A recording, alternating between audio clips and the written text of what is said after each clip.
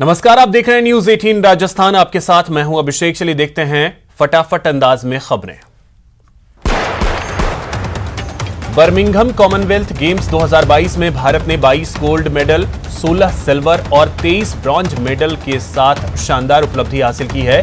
मोदी अपने सरकारी आवास पर भारतीय एथलीटों से मिले और उनका सम्मान किया। रक्षा मंत्री राजनाथ सिंह जोधपुर पहुंचे। पिलार बालाजी बनाड़ रेलवे क्रॉसिंग पर तिरंगा यात्रा में शामिल हुए। भारत आजादी की 75वीं वर्षगांठ का जश्न मना रहा है। देश भर में 15 अगस्त यानी स्वतंत्रता दिवस को लेकर उत्साह देखने को मिल रहा है। आज से हर घर तिरंगा अभियान की शुरुआत की गई। दिल्ली में केंद्रीय गृह मंत्री अमित शाह और उनकी पत्नी सोनल शाह ने आज से हर घर तिरंगा अभियान शुरू होने के तहत अपने आवास पर तिरंगा फहराया। लद्दाख में 18,400 फीट की ऊंचाई पर भारत तिब्बत सीमा पुलिस के जवानों ने तिरंगा फहराया। आजादी के 75वें महोत्सव को लेकर बच्चों में देशभक्ति का जज्बा देखने को मिल रहा है। जहां लॉर्ड्स इंटरनेशनल स्कूल के कक्षा 5 के जयेश ने अपने 12वें जन्मदिन के उपलक्ष्य पर चेयरमैन प्रवीण लहरी की प्रेरणा से अपने 50 सहपाठियों को तिरंगा भेंट किया। इस मौके पर निर्देशक और प्रिंसिपल के नेतृत्व में स्कूल परिसर में तिरंगे के साथ रैली निकाली गई। कांग्रेस की गौरव यात्रा भीनमाल से रवाना हुई। आजादी का अमृत महोत्सव के तहत 75 किलोमीटर पैदल यात्रा 15 अगस्त को जालोर पहुंचेगी। कोटा की मदरसाए गुलशन अहमद कमेटी भी हर घर तिरंगा अभियान से जुड़ी और मदरसे में तिरंगा फहराया गया और मदरसे में पढ़ने वाले सभी बच्चों को तिरंगा वितरित किया गया।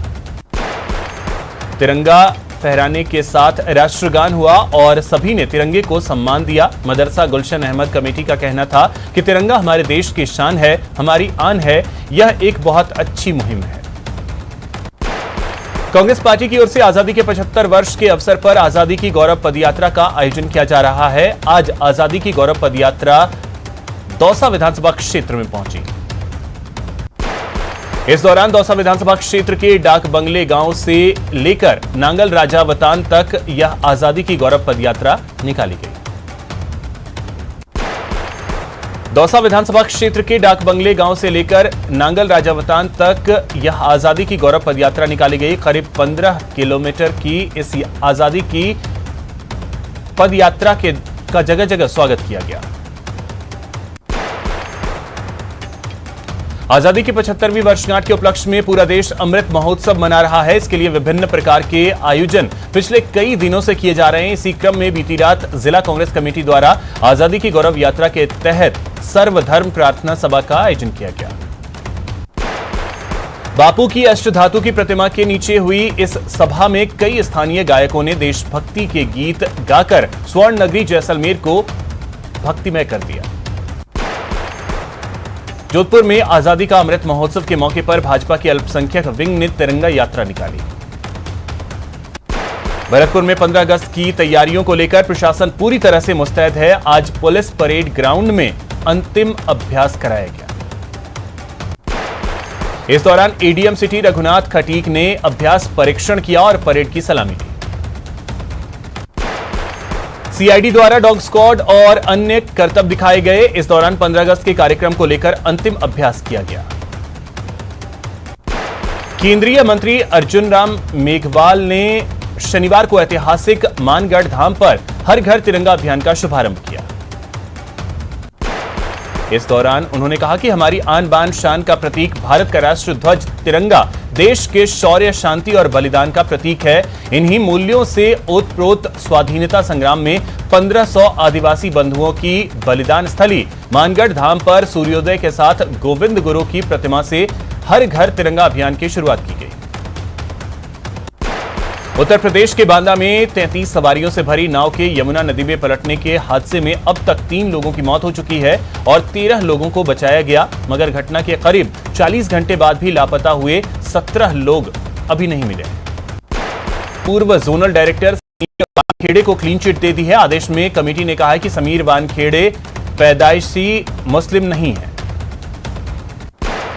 देश भर में बीते 24 घंटे में कोरोना के 15,815 नए केस मिले हैं। पॉजिटिविटी रेट 4.36 है। बिहार के छपरा जिले में जहरीली शराब पीने से मरने वालों की संख्या बढ़कर 5 हो गई। लोकसभा अध्यक्ष ओम बिरला का कोटा दौरा। स्वाधीनता दिवस से जुड़े कार्यक्रमों में शिरकत कर रहे हैं। राष्ट्रीय एकता मार्च को बिरला रवाना कर रहे हैं। भारतीय मूल के लेखक सलमान रुश्दी पर शुक्रवार की सुबह अमेरिका के न्यूयॉर्क में एक कार्यक्रम में चाकू से जानलेवा हमला हुआ। हमलावर को गिरफ्तार कर लिया गया है और सलमान रुश्दी को अस्पताल में भर्ती करवाया गया। कॉमेडियन राजू श्रीवास्तव की हालत नाजुक बनी हुई है। अभी वो वेंटिलेटर पर है। बारा के हरनावदा शाहजी थाना पुलिस ने एनडीपीएस एक्ट समेत पुलिस कर्मियों से मारपीट और राजकार्य में बाधा डालने के प्रकरण में फरार चल रहे अभियुक्त को गिरफ्तार किया। बाड़मेर जिले के मेगा हाईवे नाकोड़ा गोलाई के पास मिनी ट्रक और निजी बस की भीषण टक्कर हो गई। हादसे के बाद निजी बस अनियंत्रित होकर पलट गई, जिसमें बस में सवार एक यात्री की मौत हो गई। कोटा में बीजेपी का विरोध प्रदर्शन। सड़कों की खस्ताहाल को लेकर प्रदर्शन किया गया। डूंगरपुर जिले की आसपुर थाना पुलिस ने 3.5 साल पुराने SC/ST एक्ट के प्रकरण में 3 व्यापारियों की गिरफ्तारी का आसपुर व्यापार संघ ने विरोध किया। विरोध के चलते आसपुर व्यापार संघ ने आज बंद का आह्वान किया है। वहीं समर्थन में व्यापारियों ने अपने अपने प्रतिष्ठान बंद रखे। संघ के समर्थन में सभी व्यापारियों ने अपने अपने प्रतिष्ठान बंद रखे। इधर बंद के तहत सभी व्यापारी गोल चौराहे पर एकत्रित हो रहे हैं, जहां वे राजनीतिक इशारे पर पुलिस की कार्रवाई के विरोध में प्रदर्शन कर एसडीएम को ज्ञापन सौंपेंगे।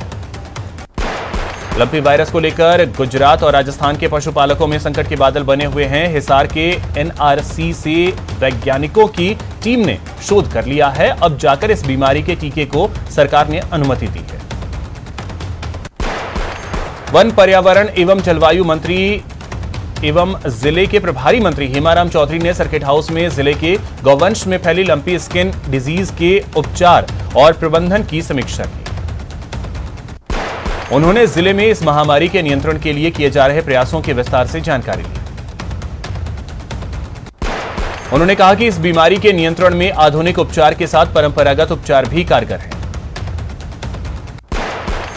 किसी भी अस्पताल में मरीजों और उनके परिजनों को संक्रमण से मुक्त रखने के लिए सफाई सबसे जरूरी है, लेकिन दौसा के सबसे बड़े अस्पताल रामकरण जोशी जिला चिकित्सालय के हाल बेहाल हैं और यहां चारों ओर गंदगी का अंबार लगा है।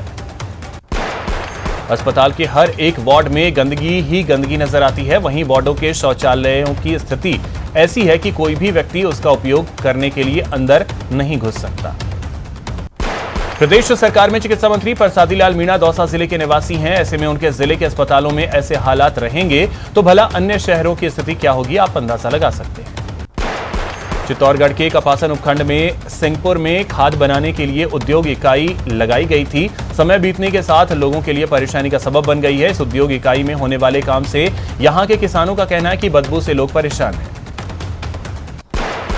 करौली हॉस्पिटल के बाहर जाम लगाने का मामला, पुलिस ने हल्का बल प्रयोग कर प्रदर्शनकारियों को खदेड़ा।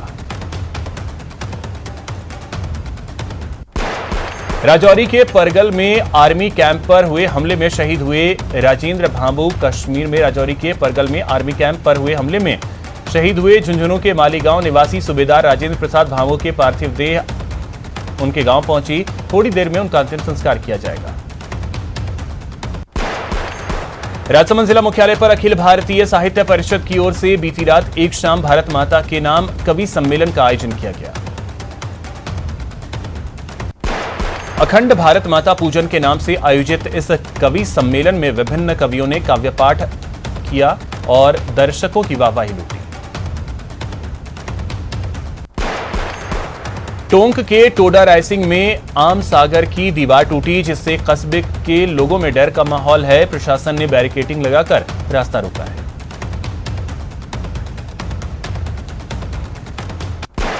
बारां जिले में हो रही झमाझम बारिश से नदी नाले उफान पर हैं। मध्य प्रदेश में भी लगातार बारिश हो रही है, जिससे बारां से गुजरने वाली पार्वती, परवन और कालीसिंध नदी उफान पर है। राजसमंद जिले का सबसे बड़ा बांध बाघेरी का नाका में आज सुबह 2 फीट से अधिक की चादर चल रही है।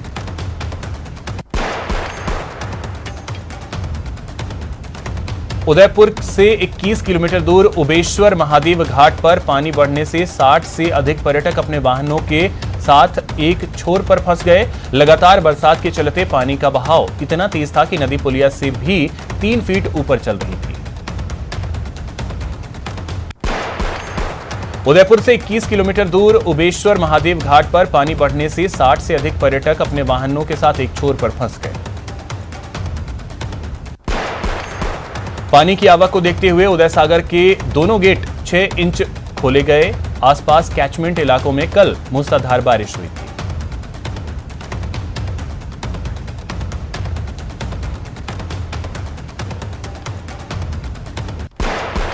भारत और जिम्बाब्वे के बीच 18 अगस्त से वनडे सीरीज खेली जाएगी। इस सीरीज के तीनों मुकाबले हरारे में आयोजित होंगे। इसके लिए भारतीय क्रिकेट टीम जिम्बाब्वे के लिए रवाना हो चुकी है। भारत यह सीरीज केएल राहुल की कप्तानी में खेलेगा। नागौर में पुलिस ने मादक पदार्थों के खिलाफ बड़ी कार्रवाई करते हुए 130 ग्राम एमडी जब्त कर 4 तस्करों को गिरफ्तार किया। पुलिस ने आरोपियों के पास से 130 ग्राम एमडी, 1,28,000 की नकदी, तस्करी में प्रयुक्त कार और 2 नंबर प्लेट बरामद किए।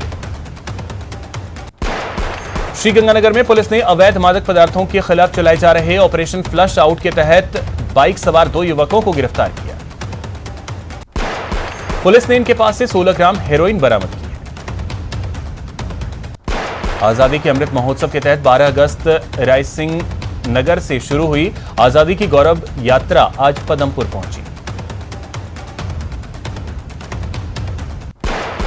सुजानगढ़ की दी यंग क्लब ट्रस्ट के स्वर्ण जयंती वर्ष के अवसर पर कार्यक्रम का आयोजन किया गया। स्वर्गीय प्रताप सिंह सिंघी की पुण्य स्मृति में उनकी धर्मपत्नी श्रीमती कमला सिंघी के सौजन्य से शुक्रवार को शिक्षण संस्थान संसाधन संपूर्ति और प्रतिभा सम्मान समारोह का आयोजन किया गया। धौलपुर में शनिवार की रात 12 बजे तक कई गांवों तक चंबल नदी का पानी पहुंच सकता है, जिसे लेकर धौलपुर जिला कलेक्टर ने अधिकारियों को चंबल नदी के निचले इलाकों में बसे गांव में रात भर निगरानी करने के आदेश दिए। धौलपुर जिले से गुजरने वाले नेशनल हाईवे 44 पर गुरुवार शाम को बरेठा बॉर्डर के पास 2 बाइकों में भिड़ंत हो गई, जिसमें एक बाइक सवार की मौत हो गई। भीलवाड़ा में आजादी के अमृत महोत्सव को पूरे देश में धूमधाम से मनाया जा रहा है। हर जगह तिरंगा लहरा रहा है। सामाजिक न्याय एवं अधिकारिता मंत्री टीकाराम जूली शुक्रवार को पाली के दौरे पर रहे।